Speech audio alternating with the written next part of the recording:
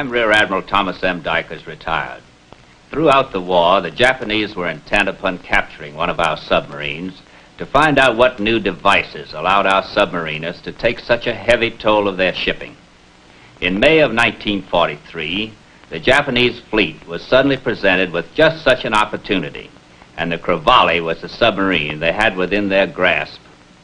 The story of the battle for this submarine begins back in Perth, West Australia, when the Admiral assigned the Crevalle a new and dangerous patrol area.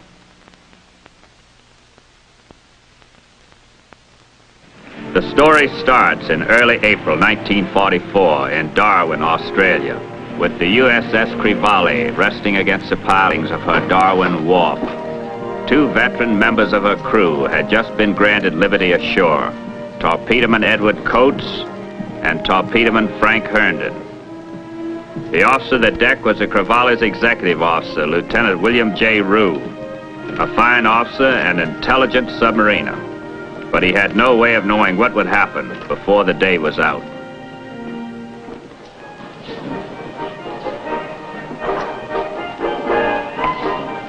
"6,000 miles from the nearest hillbilly, what do they play?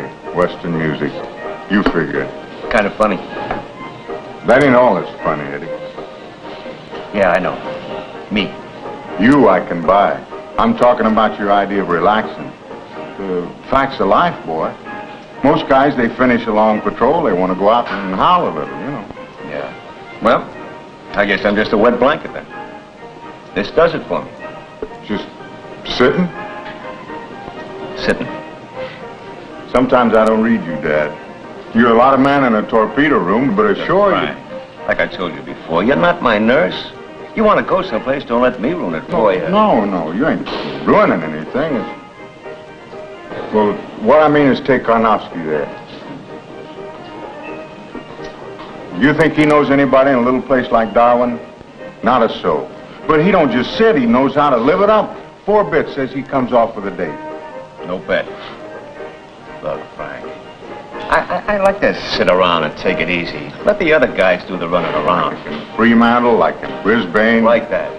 But that doesn't mean you have to. Well, the underwater Errol Flynn. You make out? You ever know me not to buy? Well, if we took your word for it, no. Funny. Well, just don't sit there. She could dig up a couple of friends. Come on, I don't hear anything. No, I guess we'll just stay put. Frank, you don't have... Bye, Karnofsky. What are you waiting for? Boy, try to do a guy a favor. Frank, what'd you want to do that for? Coffee's cold. I'll get some more. That gal's swamped.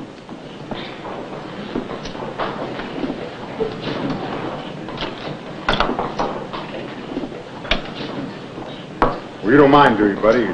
6 times in a row for the same tune gets a little rough. You don't like it in me, chum. Why don't you up it?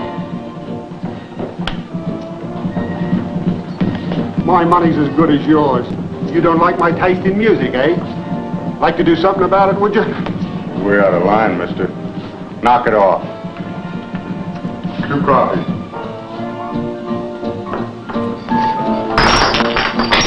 Now try to tell me that was an accident. You know it was. You're a liar, Yank.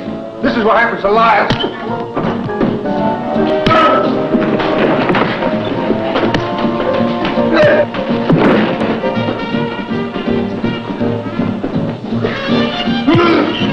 Eddie, come on, help me!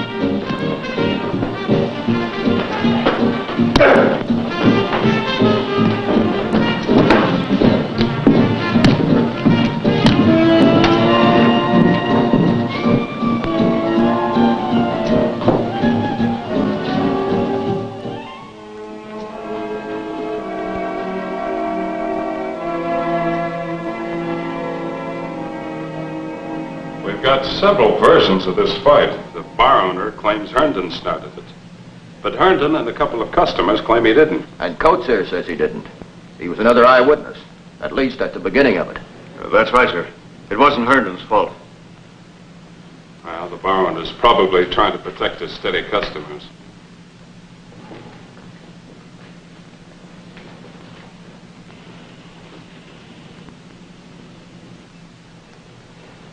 going to turn Herndon over to you.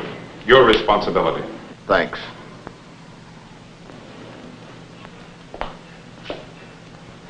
Let's go.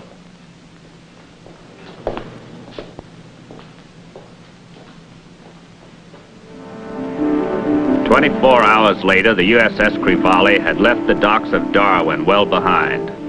Her destination, the coastal waters north of Borneo. The Krivali's skipper on this, her third war patrol, was Lieutenant Commander Frank D. Walker from Wyoming, Ohio.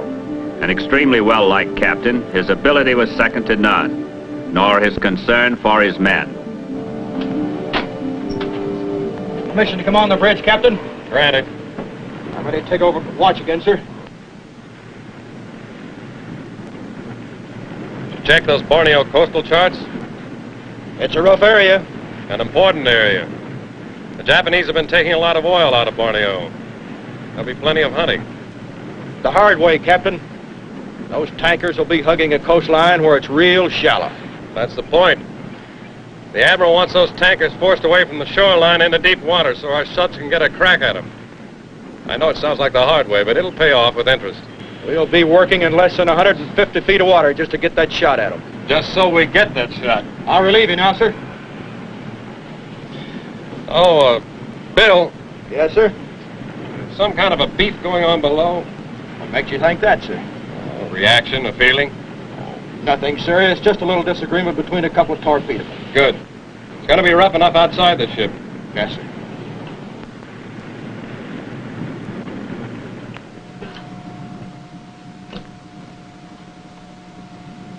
It's your play. You in a rush? Look, Herndon, what goes with you and Coates? What was the beef all about? Still your play. Okay, so you brush me off. Do you think you can hide a thing like that? The whole ship knows by now. Karnowski. How could they miss it? You guys are buddy-buddy for over a year. Now they don't even speak. Why? Are you going to play or not? Hi. Well, I've had enough. I'm going to get some air.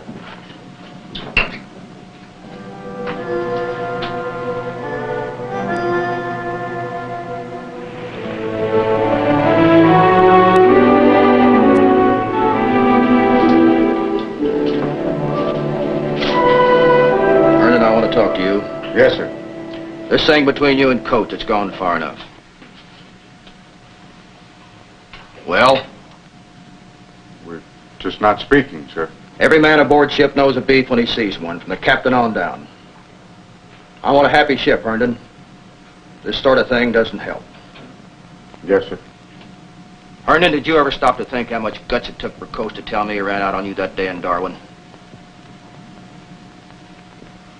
Did you? But he did run, sir. Didn't he? You don't have to worry about it, sir. No one will ever know what happened. Not from me, sir.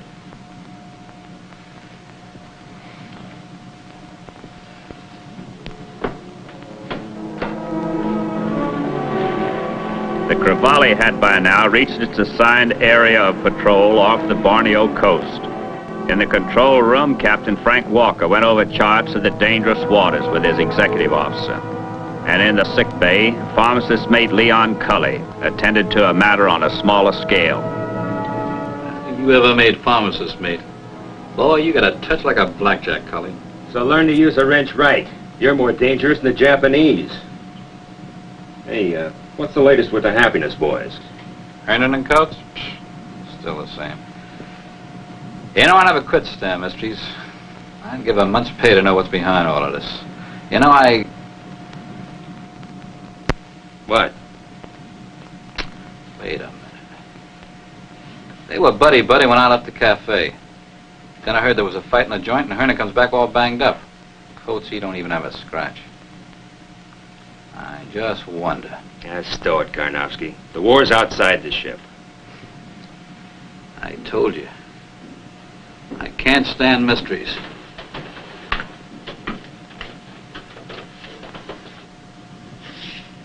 There's a long shelf here, about 15 miles out to sea. You'll probably have to go in over it.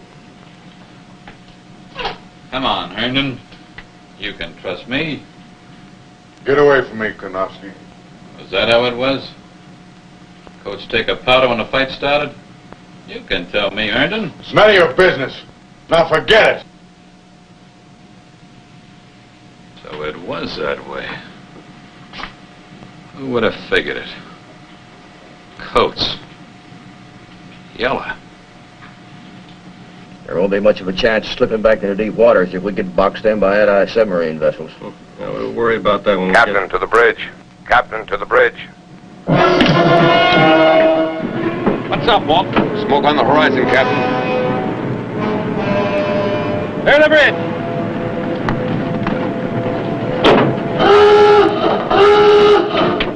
Dive! Dive!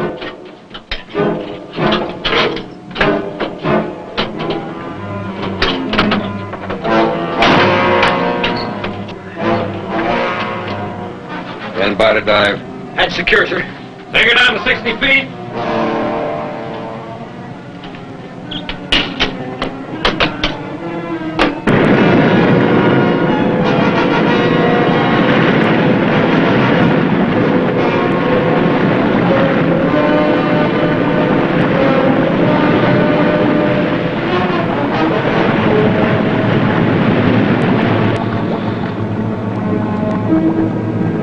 Level off at 60 feet.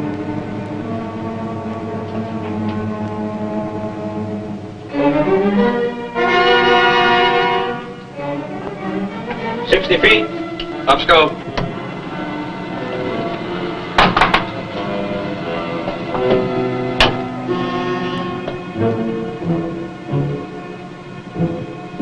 Still smoke, but a lot heavier. Give him time. Steady as you go. Steady she goes.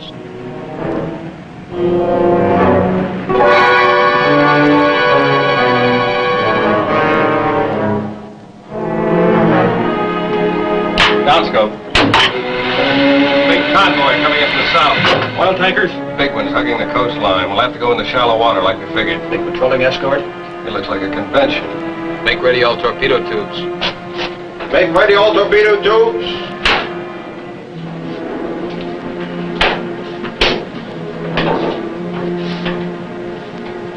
What's the look? Ain't you got enough to do? Just thinking. You know, it might get real rough real quick. So? It's bad enough for everyone else.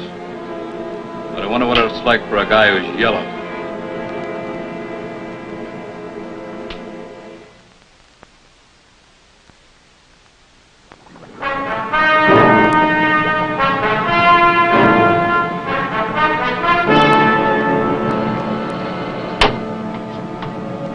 Bearing, mark. 042. Range. Mark. 1,800 yards. Down periscope. Angle on the bow, 50 starboard. Set. All torpedo tubes ready. Stand by. Bill. That's the second ship in the column. What's your guess? Like a floating dry dock to me. Sinking that in that shallow water is a waste. Yeah. It's that tanker with her I want. It's the biggest tanker I've ever seen. 2 stacks aft. She's tremendous. Up periscope.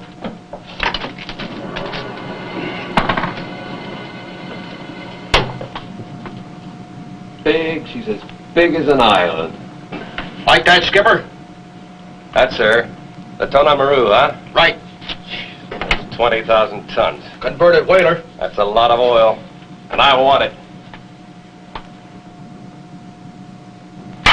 Down scope. Take her down, emergency. Destroyer heading right at us. Flood negative. 15 degree, down bubble.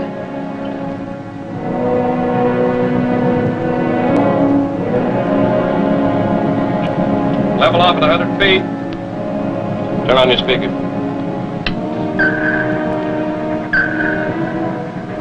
Directly over, Skip. Think she knows we're here? That's her problem. I want that tanker. 100 feet. Take her up to 60 feet.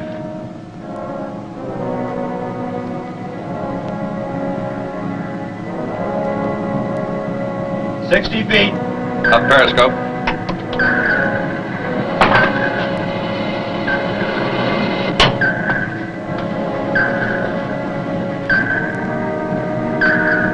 Don't see. Keep coming. Range. Mark. 1,400 yards. Set. Fire.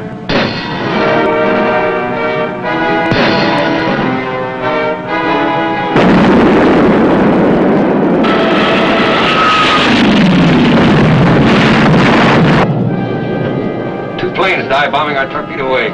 They know about us now. They really know about it now.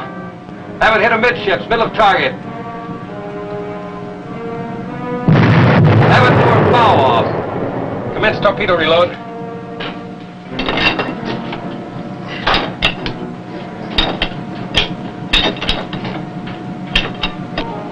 Belay the reload.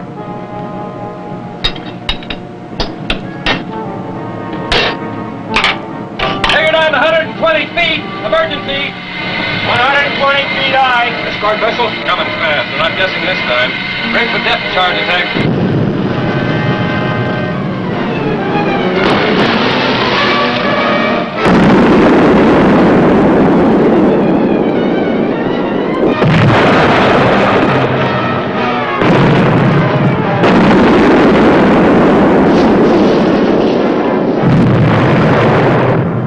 Depth charges were dropping in pattern now, and the pinging of the sound gear told Captain Walker that many vessels were on the surface above, too many for reasonable chance of escape to the open sea. The commanding officer considered his position. Lack of depth was a definite handicap, and the Crevalle was getting heavy from water leaking in. With no other possible choice, Captain Walker bottomed the Crevalle in the mud and coral at a depth of 174 feet. It was time for the most nerve-wracking period of all, the game of waiting. How long's the old man going to sit down here? Why don't you ask him? That's the trouble with the Navy. Everybody's a comic. Nobody's a straight man. You know, for a guy who's chickened out, your ex-buddy's taking a pretty... Why don't you shut up, Karnowski?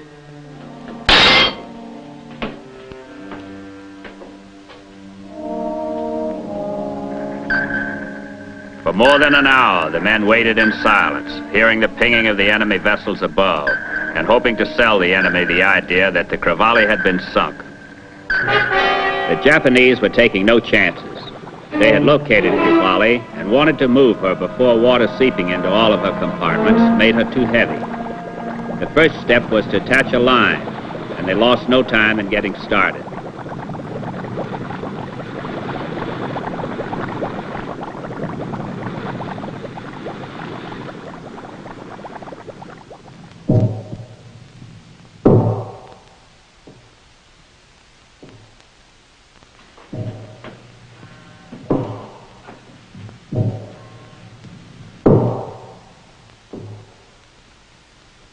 Sounds like we sold them a bill of goods, all right.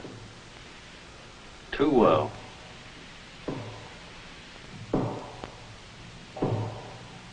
Captain, torpedo room reports loud noises. They say it sounds like someone walking on deck. Captain, you don't think that...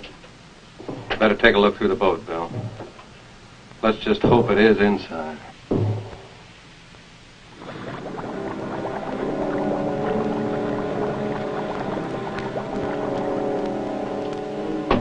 Not anybody aboard, Captain. They've heard it all over the ship.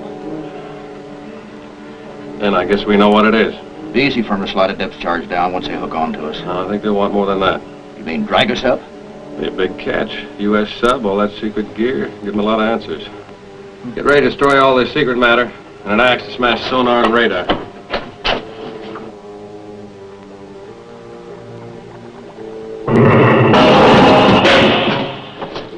He's dragging us.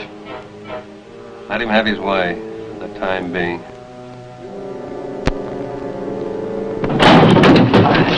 Wonder how heavy a cable he's got on us. We'll find out, just as soon as he gives us a right moment. 180 feet, at least he's pulling us into deep water. Let's hope he keeps doing it.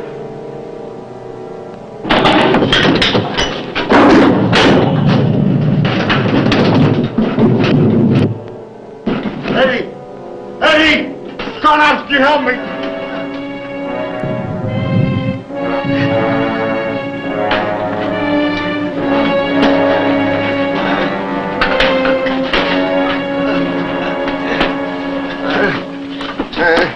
Eddie. Easy. Religious. Religious. Medal. Wallet. Please. Get it. We can use all the help. Religious. What's the depth now? 195, Captain. Not yet. We'll only have one try. Better be the right one. We'll still wait.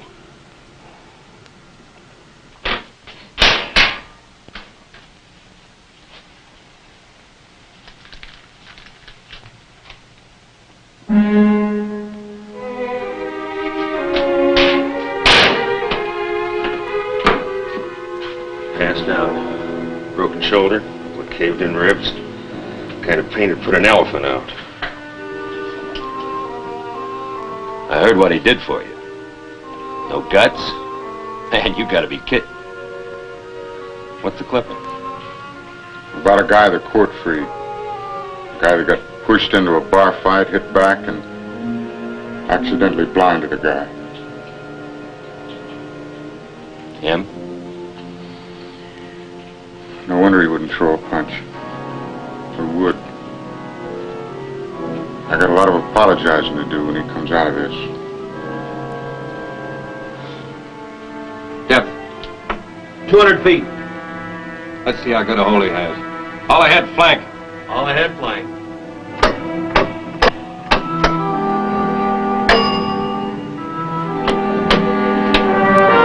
Right, full rudder. Right full rudder.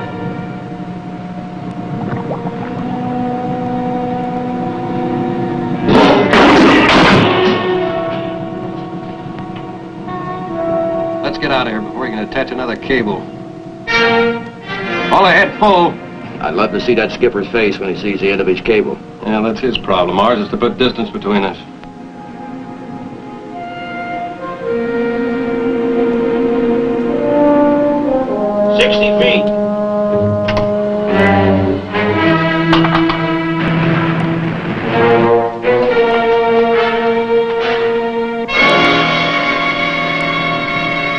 Aha! Real pretty sight. Forest and mass. Well astern.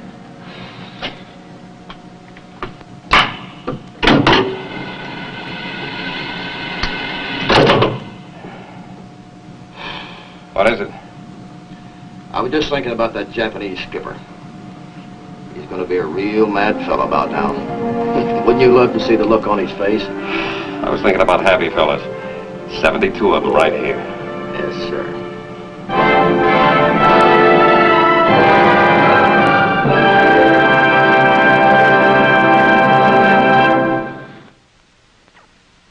I'll be back in a moment with our special guest.